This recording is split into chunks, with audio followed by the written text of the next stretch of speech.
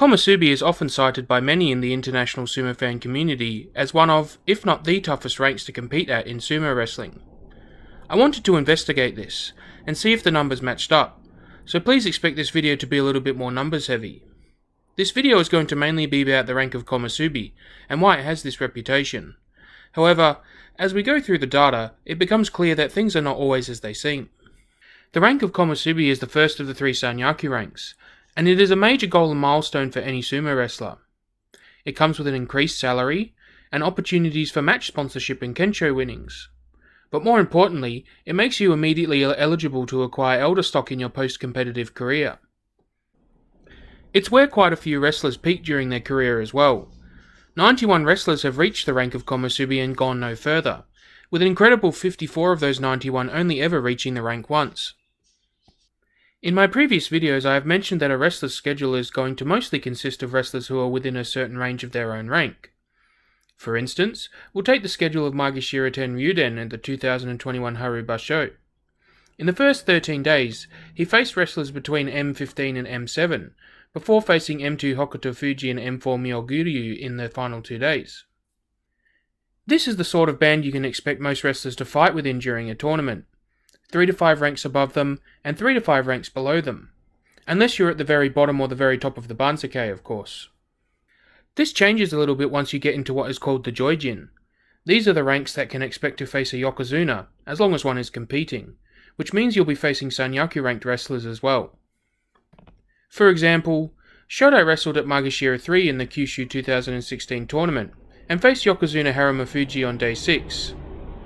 But Magashira 4's Kotoyuki and Chinokuni didn't face any Yokozuna. The Joijin now sits at around Magashira 5, but steadily goes further up as more Yokozuna and Ozeki ranks occupy the Banzuke. This is not at all a hard and fast rule for how your match schedule is created, however. Once week 2 rolls around, and especially the final 3 days, considerations like who is leading the tournament come into the match schedule as well. Also to be considered are the various rules that make it so certain wrestlers can never face each other in a regularly scheduled match. Wrestlers within the same stable cannot face each other in a regularly scheduled match. This is why Takakeisho and Takanosho never face one another, as they are both part of the Tokiwayama stable. The same goes for Atamafuji and Terunofuji, who are both of the Isehagahama stable. The 3 Waka brothers are all from the Arashio stable, but even if they were from different stables, they would not be able to compete against each other because they are siblings. So why does the scheduling make it so hard to be a Komusubi? The first week of matches that a Komusubi has are generally going to include the competing Yokozuna and Ozeki wrestlers. It's a hell of a way to start your tournament.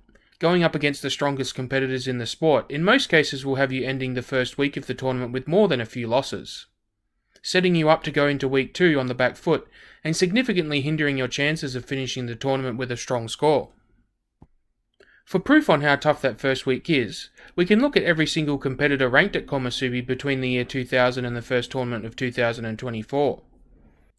Of the 297 instances of the rank, only 16 times was a Komusubi able to start a tournament off with a score of 3-0. If we expand this to day 5, then only 4 times during that 24 years was a Komusubi able to have a perfect first 5 days. Fan favourite Ura competed at the rank of Komusubi for the first time in January of 2024, and his experience at the rank was very similar to how it goes for a lot of wrestlers who make it there. He faced a Yokozuna, 2 Ozeki, 2 Sekiwake, and 1 Komusubi in his first week, and his score reflected the difficulty of those opponents. He only managed to win 1 match in that first week, which was a Fuzen win against Takakeisho, who pulled out of the tournament the previous day. Essentially, his only win was a freebie. Ura went into day 12 with a score of 2-9, but managed to win his last 4 matches to salvage a 6-9 score for the tournament.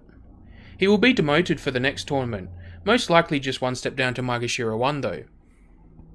This schedule becomes more extreme for Komusubis the more Ozeki and Yokozuna are active on the Banzuke.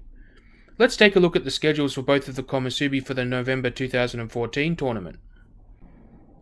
Ikioi faced all 3 Yokozuna and all 3 Ozeki in the first 8 days, and lost all but one of those matches. He finished the tournament with a score of 6-9, after his schedule became easier in week 2. The other Komusubi Takakaze struggled even more, facing the 3 Yokozuna and 3 Ozeki all within the first 8 days as well. He finished the tournament with a miserable 2-13. Ozeki and Yokozuna certainly don't have it easy either. They will also be facing the other Yokozuna and Ozeki as well. There is an important scheduling difference compared to Komusubi's, however. These matches will all be saved until the end of the tournament, when it is expected that these exceptional wrestlers will be having tournament-deciding matches against each other. There is also the fact that they were Yokozuna and Ozeki in the first place. They are expected to be able to beat the best the sport has to offer, because they are the best the sport has to offer. The data becomes even more telling when we compare the Komusubi and Sekewake ranks. If we look at the period between 2000 and 2024, of the 297 Komusubi ranks on the Banzuke, only 125 were able to score at least 8 wins, whereas 199 out of the 309 Sekewake were able to achieve a winning score during this time. That is a drastic shift of 41% versus 63%. So it's clear that being a Komusubi is hard. But I alluded to things not always being as they seem at the start of the video, and it is now that we can talk about how, in the research for this video, I found some telling data that belies the thought that Komusubi is the number one toughest rank on the Banzuke. Many of you watching might have already thought to yourself, well, what about Magashira 1s? Magashira 1s more or less have the same scheduling that the Komusubi has, because they're only one rank apart. However, the data shows that a Magashira 1 has a much more difficult time succeeding in this schedule, and not by the marginal amount you might expect because of the one rank difference. Between the same period of 2000 to 2024, only 33.1% of Magashira 1s were able to achieve a Kachikoshi or winning score. That is a huge difference in winning percentage for wrestlers that will generally wrestle the same opponents. I won't pretend to understand the psychology of an elite level athlete, but I would wager that the pressure of being oh so close to Komusubi gets to them a lot of the time, and the burden of achieving your 8 wins becomes that much more difficult to carry when you are that close. So what do I think after having done the research? If we look purely at data about Joijin winning percentages, the toughest rank isn't actually Komusubi or Magashira 1 at all. It's actually Magashira 2, which has a dismal winning percentage of just 25%.